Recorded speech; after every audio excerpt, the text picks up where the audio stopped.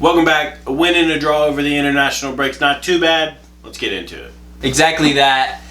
A 1-1 draw against Ecuador. Quality competition. Quality competition. Pretty good performance overall, I would say. Second game, a 2-1 win against Australia. Deserved win, I thought, in the end. Yeah. First game, though, against Ecuador. Ecuador, they are a formidable South American team, especially defensively. Yeah. Like, I'm pretty sure they hadn't lost in a while. Also hadn't conceded. They beat Argentina, holding clean sheets.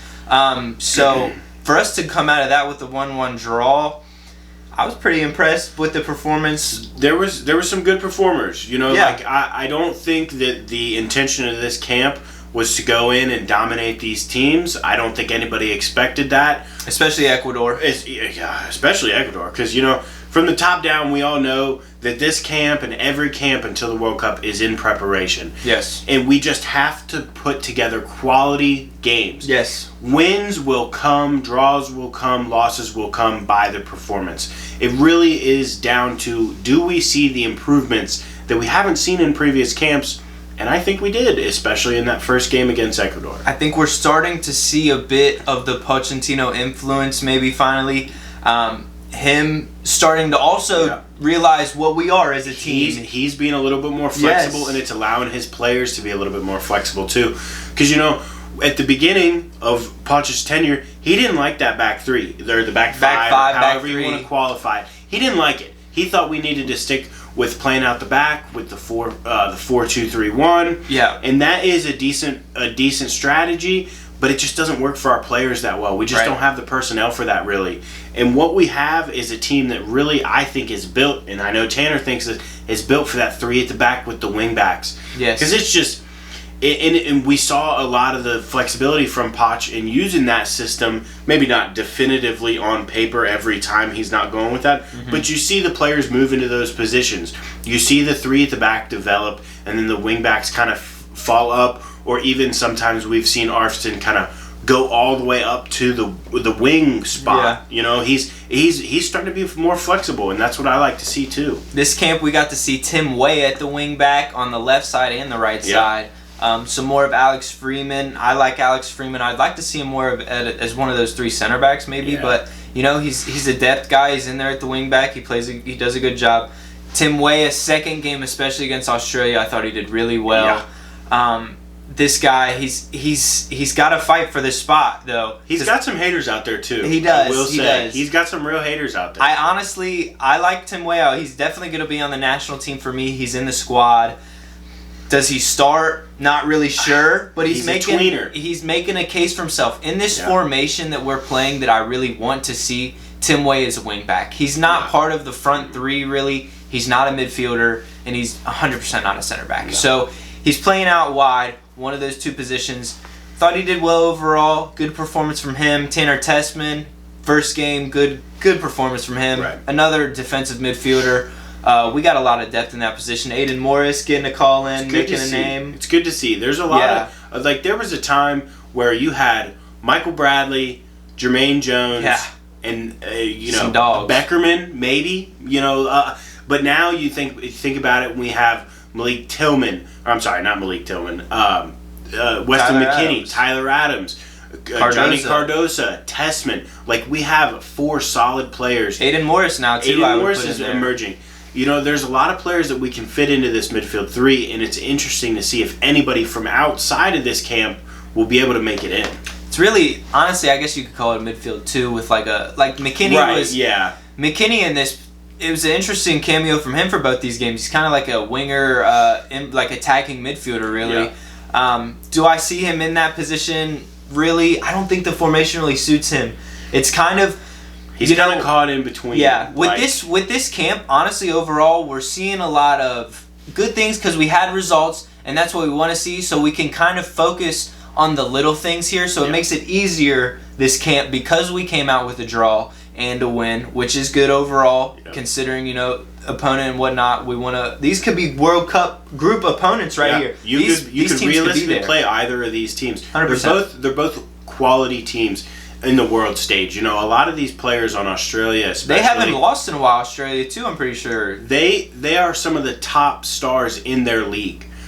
a lot of the United States players are not top stars, even in our own league, in the MLS. You know, we've got players from abroad. They have a lot of their players play on the same teams, and they play together a lot, and they are such a cohesive unit. Australia is, they're a dark horse to be competitive every tournament. You know, they're not going to be a team that anybody expects to win, but they are a team that's going to give you fits. They are a tough team. It was a good overall 2 games. Like I said, I love to see the development though overall, and again, it makes it easier when you are getting results. Right. The wins make everything better, and even 100%. A draw makes it better 100% against that opponent. Looking at the 2 goals we conceded over this, this window, these 2 games. First goal against Ecuador, just a little bit of lapse in concentration. It seemed like quick counterattack. Valencia, I mean, we know this guy is quality. We've seen him for Ecuador for how many years now? Different leagues, Fenerbahce, different teams. You know, this guy, he can score a goal. He scores. He showed it. A little bit of lapse in concentration. Chris Richards getting back there trying his best. He tried. He got close. He was real close. Good goal. But we come back. Balogun, a really good goal from him. Tillman, we love the build-up. Yeah. We capitalized off, I think it was a slight mistake from Ecuador. They're trying to build up from the back. Yeah. We capitalized on it, though. Timmy Tillman, outstanding again. I want to see more of him. I want to see him do it more for club, too. Good goal. I liked with Balogun how after he got the goal, he didn't just celebrate. He went and he got the ball, got it out of the net, and set it on the halfway line. Because these players, they have to have that attitude. Yeah. They have to have the next goal is coming attitude. Like, you have to think that. Yeah. Even in this 1-1 draw, whether you want to think of it as a friendly or whatever, because we already have our World Cup spot wrapped up, it's important still. So for him to have that attitude is what we need to see more of. 100%. The second game too, Roldan, outstanding seeing him getting 2 assists. Yep. You know, we're a little guilty of hating on MLS players, a little bit. But we'll give the flowers when they're due. 2 assists, Haji Wright 2 goals. Haji Wright, Flo Balogun, Ricardo Pepi, Josh Sargent, the striker conversations get a little bit more deep now. And even though Haji Wright did have 2 goals against Australia, which both finishes what I thought were phenomenal. I still think, just off of what I saw, I'm still giving the nod to Balogun. Just the performance overall in the first game of Ecuador, the way he links up play, the way he wants to get on the ball, making things. I think he takes the pressure off Pulisic when he's in. Other players around him. I think he does really well at that, which is even more important. Haji Wright, though, he's making a name for himself. 100%, and I really think it comes down to the opposition, honestly.